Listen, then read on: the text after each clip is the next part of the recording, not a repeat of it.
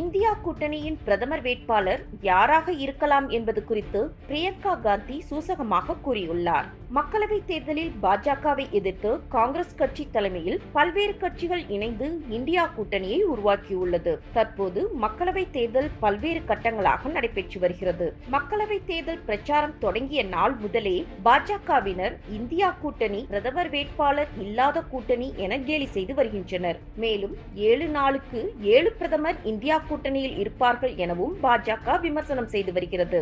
இதுவரை இந்தியா கூட்டணியின் பிரதமர் வேட்பாளர் யார் என்று அறிவிக்கப்படாததால் காங்கிரஸ் கட்சியை சேர்ந்தவர்களே கடும் குழப்பத்தில் உள்ளனர். இந்நிலையில் பிரியங்கா காந்தி அண்மையில் அளித்த பேட்டி ஒன்றில் ராகுல் காந்தி மக்களுக்காக நிற்பவர் எனவும் இந்தியாவின் நாடித்துடிப்பை நன்கு தெரிந்தவர் எனவும் கூறியுள்ளார். மேலும் ராகுல் காந்தி சிறந்த பிரதமராக இருப்பார் என சூசகமாக கூறியுள்ளார். இந்து மதத்தை பற்றி ராகுல் காந்தி நன்கு அறிந்தவர் எனவும் பிரதமர் மோடியே வந்தாலும் ராகுல் காந்தியிடம் பேசி ஜெயிக்க முடியாது என பிரியங்கா காந்தி தெரிவித்துள்ளார். தற்போது இந்தியா கூட்டணியின் பிரதமர் யார் என அனைவரும் குழப்பத்தில் இருக்கும் பொழுது பிரியங்கா காந்தி ராகுல் காந்தி பற்றி கூறியிருப்பது அனைவரின் கவனத்தையும் பெற்றிருக்கிறது.